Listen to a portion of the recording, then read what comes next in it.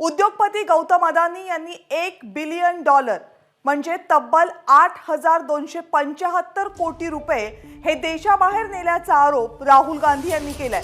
विदेशी वृत्तपत्राचा हवाला देत राहुल गांधी यांनी पंतप्रधान नरेंद्र मोदी यांना यावरून अनेक प्रश्न विचारलेत। अदानींच्या कंपनीमध्ये चीन आणि सौदी अरेबियामधल्या व्यक्तींनी छुपी गुंतवणूक केल्याचा आरोपही राहुल गांधी यांनी नुकत्याच घेतलेल्या पत्रकार परिषदेमध्ये केलाय। $1 अब्ज हे अदानी यांच्या कंपनीच्या माध्यमातून बाहेर वेगवेगळ्या देशांमध्ये गेले आणि नंतर ते देशामध्ये परत आले आणि त्याच पैशांमधून देशांमधली विमानतळ आणि इतर प्रकल्प राबवले जात आहेत असा गंभीर आरोप राहुल गांधी यांनी केलाय। देशाबाहेर गेलेला पैसा हा अदानींचा की इतर कुणाचा असाही प्रश्न त्यांनी विचारला आणि शिवाय गौतम अदानी यांच्यावर पंतप्रधान नरेंद्र मोदी यांनी जेपीसी मार्फत चौकशी करावी अशी मागणी राहुल गांधी यांनी पुन्हा एकदा केली आहे। याशिवाय पंतप्रधान नरेंद्र मोदी आणि अदानींच्या आर्थिक संबंधांवर सुद्धा राहुल गांधी यांनी थेट बोट ठेवले।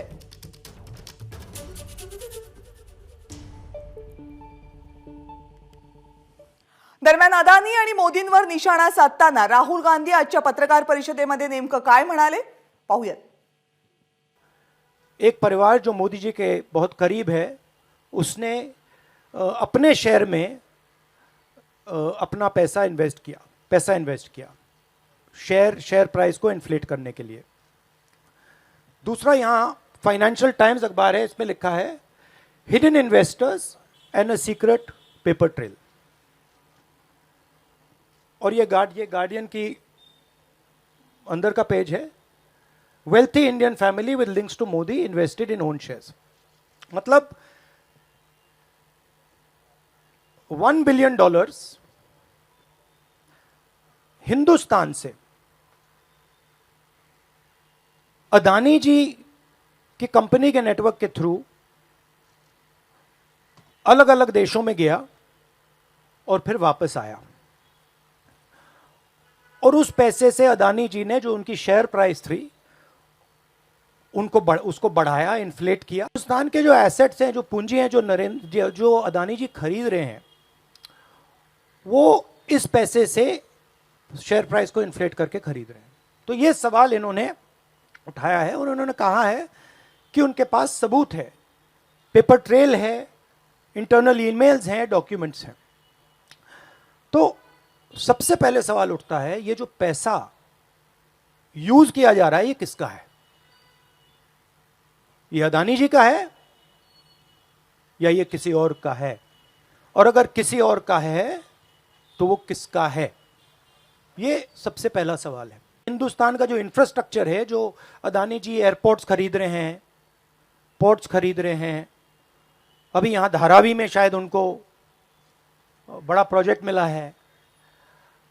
तो ये सब जो हिंदुस्तान के जो एसेट्स हैं, जो पूंजी हैं, जो अदानी जी खरीद रहे हैं, वो इस पैसे से शेयर प्राइस को इन्फ्लेट करके खरीद रहे हैं।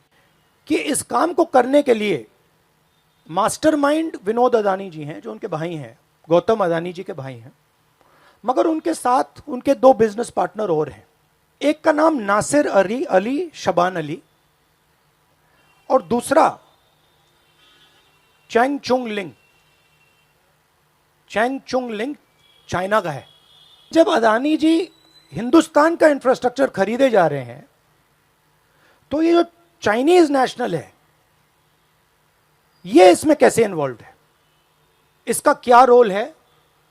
इसने क्या किया? यह साबित होना चाहिए। स्टॉक मार्केट को इन्फ्लेट किया जा रहा है और उस इन्फ्लेट करने के बाद उससे हिंदुस्तान के एसेट्स खरीदे जा रहे हैं। तो सवाल ये उठता है, इसके बारे में प्रधानमंत्री कुछ क्यों नहीं कर रहे हैं? और इसीलिए प्रधानमंत्री को एकदम एक्शन लेना चाहिए और कहना चाहिए कि हां, हम जेपीसी लागू करेंगे, जेपीसी इसको इन्वेस्टिगेट करेगी और फुल स्केल इन्वेस्टिगेशन होगा अदानी जी का। Thank you. आणि राहुल गांधी यांनी केलेले हे आरोप नेमके काय आहेत? राहुल गांधी यांच्या मागण्या काय आहेत? अदानींवर राहुल गांधी यांचं काय म्हणणं आहे? या सगळ्या संदर्भात अधिक माहिती जाणून घेण्यासाठी माझे सहकारी प्रशांत कदम सध्या मुंबईतून आपल्या सोबत आहेत। प्रशांत, राहुल गांधी यांनी या पत्रकार परिषदेमध्ये आरोप अनेक केलेले आहेत, पण हे सगळं प्रकरण नेमकं काय आहे? हिंडनबर्ग अहवालाचंच प्रकरण आहे की त्या अहवालाला जोडून आणखी नवे आरोप करण्यात आलेत?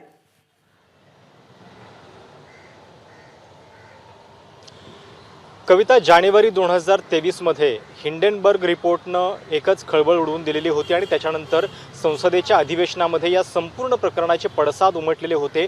जेपीसी चौकशीची मागणी होत होती. मुळामध्ये हिंडनबर्ग जे रिसर्च संस्था आहे, शॉर्ट सेलर ॲक्टिव्हिस्ट आहेत, ते स्वतःला मार्केट ॲक्टिव्हिस्ट म्हणून घेतात आणि त्यांच्या रिपोर्टनंतर अशा पद्धतीनं बचाव सुरू होता की ते स्वतः शॉर्ट सेलर आहेत आणि त्यामुळे त्यांनी पैसे कमवण्यासाठी अशा पद्धतीनं काही षडयंत्र जे आहे ते रचलेलं आहे.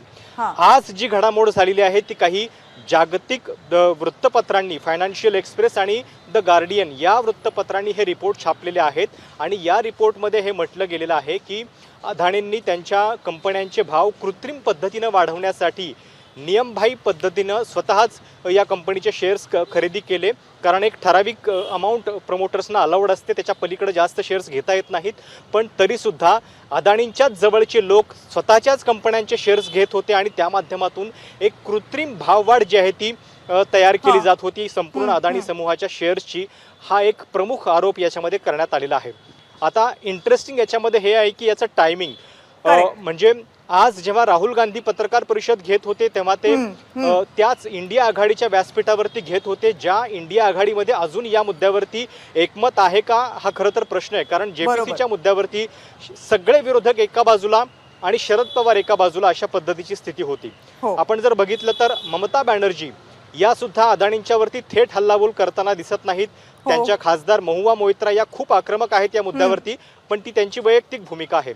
आता प्रश्न हा असेल की इंडिया आघाडीची बैठक जेव्हा मुंबईमध्ये होतीये त्यावेळी त्याच व्यासपीठावरून राहुल गांधी इतक्या आक्रमकपणे जर अदानींच्यावरती हल्लाबोल करत असतील तर मुळामध्ये या एका मुद्द्यावरती सर्व विरोधकांचं एकमत आहे का, इंडिया आघाडीची ती भूमिका आहे का, हे सुद्धा आपल्याला बघावं लागेल. कारण त्याच्यामध्ये सुद्धा खूप मतमतांतर आपल्याला पाहायला मिळत आहेत.